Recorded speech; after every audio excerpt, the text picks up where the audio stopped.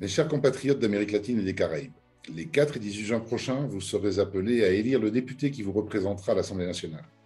C'est un choix capital car lors des 5 dernières années, nous avons été abandonnés par la députée élue sous l'étiquette La République en marche. Lors de l'élection présidentielle, beaucoup d'entre vous ont choisi le vote utile ou le vote contre l'un des candidats.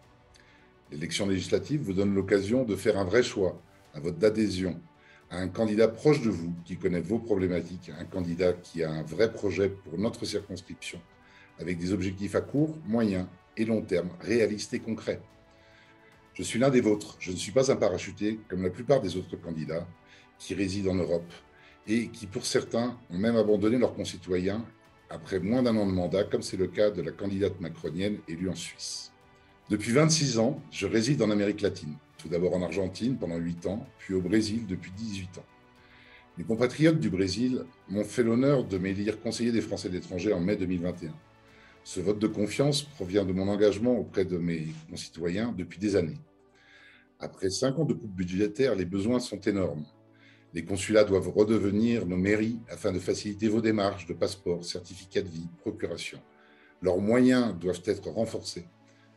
Le traitement des retraites, dont celle de réversion, doit être agilisé et les accords bilatéraux permettant la reconnaissance des trimestres étendus dans notre circonscription. L'éducation doit être accessible à tous. Les critères de bourse doivent être revus, les frais d'inscription supervisés. Les entrepreneurs doivent être aidés, et en particulier les PME et les micro-entrepreneurs. Le droit au crédit doit être instauré tant pour nos entreprises que pour nos compatriotes. La suppression abusive des comptes bancaires doit être stoppée. La CSG-CRDS doit être supprimée. Le fonds d'urgence pour les Français de l'étranger doit être adopté. Ce sont des mesures qui ont été bloquées ces 5 dernières années par la majorité présidentielle. Évidemment, votre député devra aussi être engagé dans la lutte contre le changement climatique qui menace notre planète et le futur de nos enfants. Que ce soit à titre personnel ou en tant que président de l'Union des Français de l'étranger du Brésil ou encore président de l'Association des Bretons, j'ai aidé des centaines de Français à résoudre leurs problèmes du quotidien. Plusieurs d'entre eux, ainsi que nombre de nos élus, en témoignent sur mon site.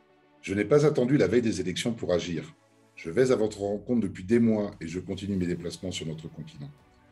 J'ai prouvé mon engagement auprès de mes compatriotes, mon empathie, ma capacité d'écoute, ma force de travail et ma connaissance profonde des dossiers. Cette connaissance de vos besoins se retrouve dans mon projet que je vous invite à consulter.